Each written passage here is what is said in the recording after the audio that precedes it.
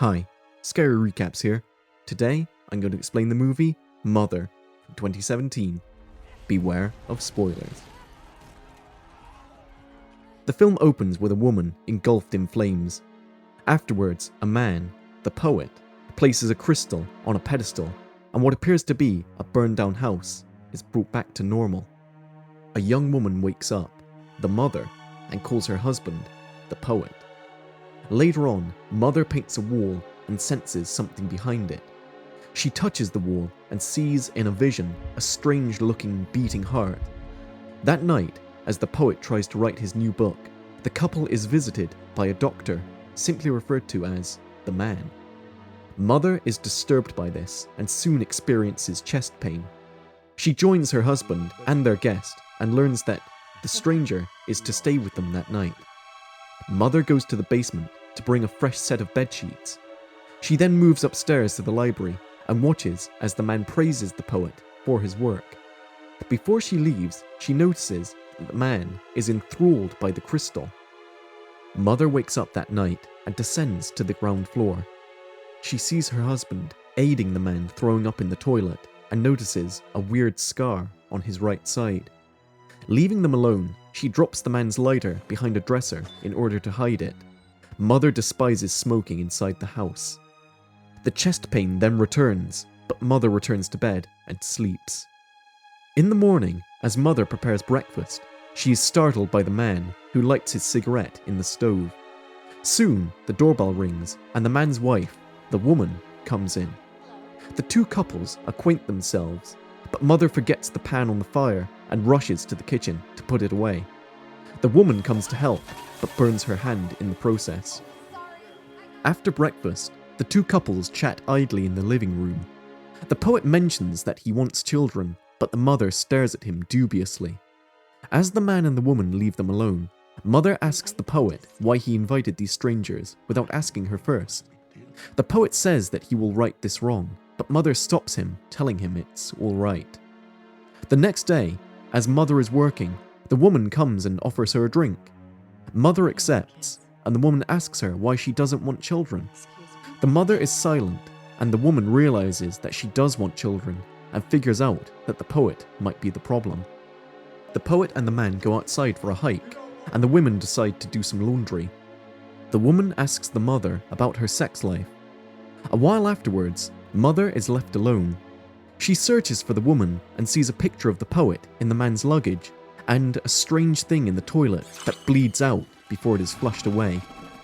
As the men return, Mother tells the poet about the man, and the poet informs her that the man is dying and one of his last wishes is to see the poet. Suddenly, a smashing sound is heard, and the couple rush upstairs where they find that the man and the woman have accidentally smashed the crystal. The poet tries to assemble the pieces and yells at them.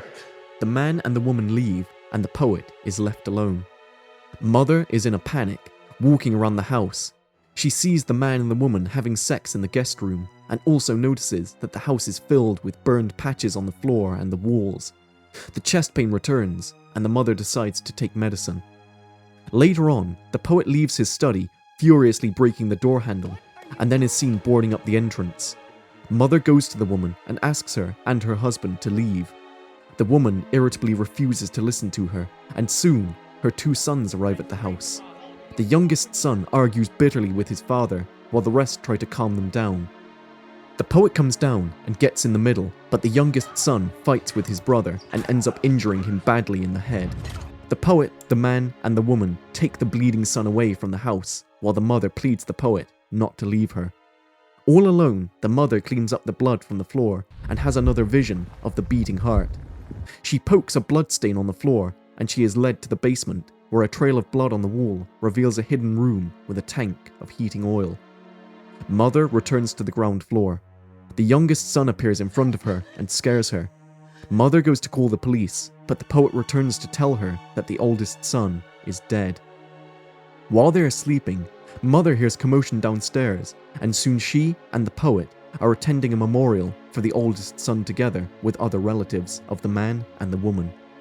As the poet says a few words, more relatives arrive. Mother is confused and asked to say a few words about the dead son. Relatives keep arriving, and Mother is overwhelmed with the whole situation. The house is full of strangers now.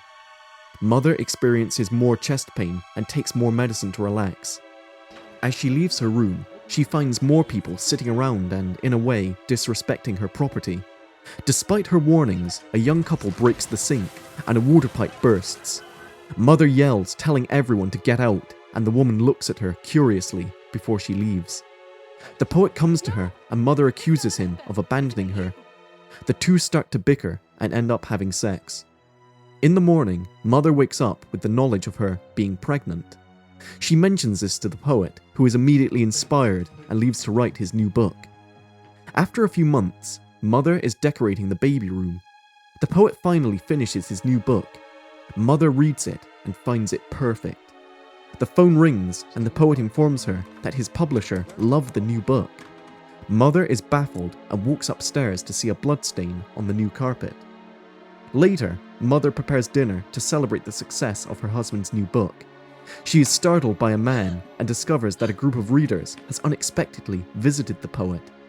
Bewildered as she is, Mother notices again the weird bloodstain on the floor and sees many people and journalists outside the house praising the poet.